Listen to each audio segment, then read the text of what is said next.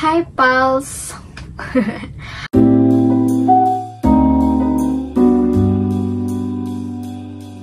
Hi, pals! For today's video ay hindi kami nakapag-video ng daily namin. Kaya, napag-desisyon na namin na magkwento na lang ako tungkol sa mga symptoms na naranasan ko. Yan. Bago ko malaman na buntis ako. So, andito na naman yung ating notebook. Yan, dito ko nilalag lahat.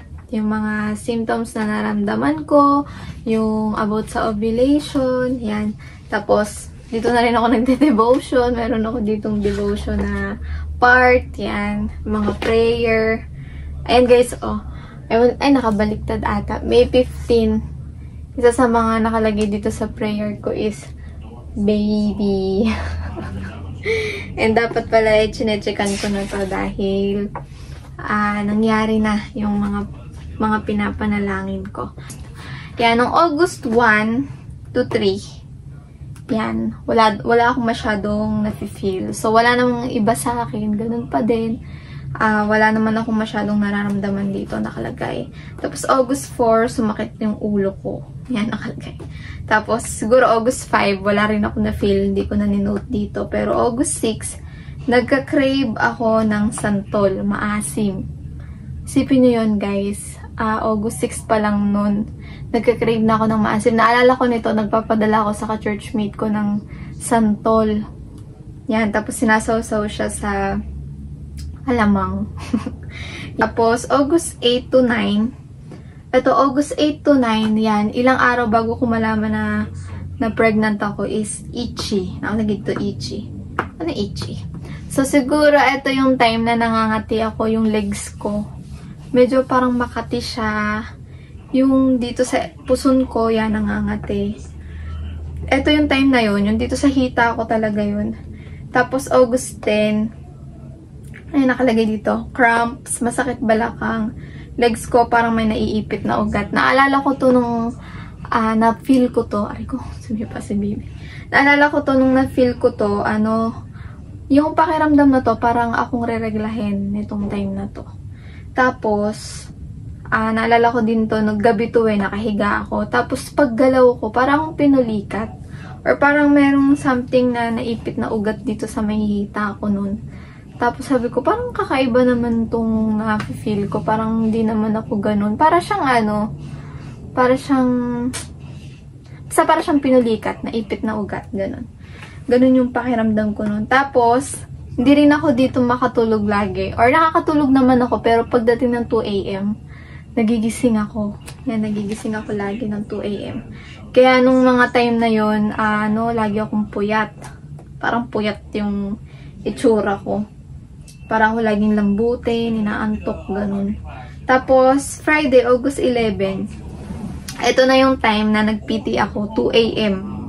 Nagising ako, masakit ang puson ko at balakang. Tapos, nag-PT ako nitong time na to. Tapos, ito yung nag-positive siya. Pero napakalabo. Kaya, may double line, napakalabo ng isa. Pero nung time na to, parang iniisip namin, baka hindi pa ganyan.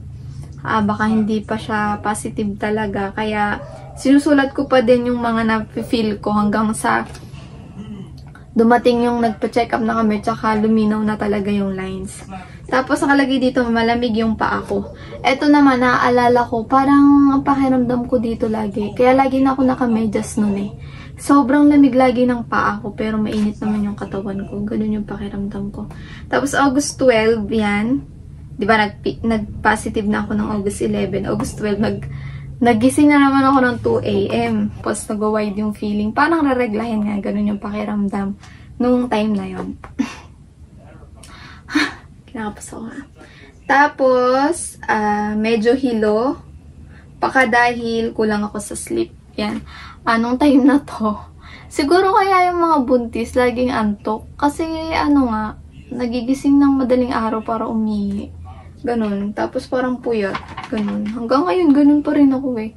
Yung kapag naiihi kasi ng madaling araw, tapos, antok na buong hapon. Baka kaya ganun yung mga buntis. Kasi laging naiihi na madaling araw. Tapos August 13, nakalagay dito, cramps. Tapos nagkaroon ako ng brown discharge. Malamig pa din yung paa ko. Tapos, nagising ako ng 1 AM naman to ngayon. Tapos, nag-test ulit ako ng PT. Positive pa din. Tapos, masakit yung balakang ko. August 14, okay na. Nakaka-sleep na ako. Tapos, saan na ba ako yan? Yung medyo masakit yung boobs ko nito nung August 14. Yan, dito banda sa gilid. Tsaka dito sa kabila. Pati yung nipples ko masakit. Yung mga na-feel ko. Tapos, nagkaroon din ako nakalagay dito. White discharge, clear discharge, watery. So, yun. Nagkaroon ako ng discharge na ganun. Medyo madami-dami siya. Tapos, sumunod dito nakalagay. Tuldok-tuldok na pula sa baba. Parang rashes. Oo, dito. Naalala ko yun. Awan ko kung na-save ko pa yung picture. Pero, nagkaroon ako dito ng mga tuldok-tuldok.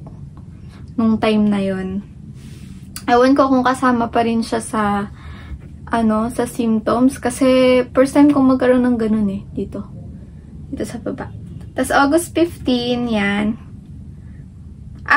Kaya pala yung mga poop nakalagay dito. Nung mga time pala na to, constipated ako. Tapos, nakalagay dito, August 15, okay na siya. Yung sa poop ko. Ibig sabihin pala nitong mga nakanote dito. May mga nakalagay kasi poop, poop, poop, poop. Siguro, yun, hindi ako nakakapag-poop. Tapos, August 15, okay na daw, nakalagay. Tapos, breast tenderness, ganun pa din. Tapos, white discharge. So, yun, August 15.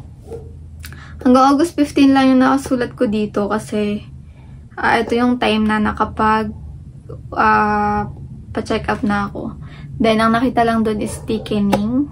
Yan. Then, mga ilang weeks, after 6 weeks, dun palang nakita yung heartbeat ni baby. So, yun lang guys. Thank you for watching. Fantastic.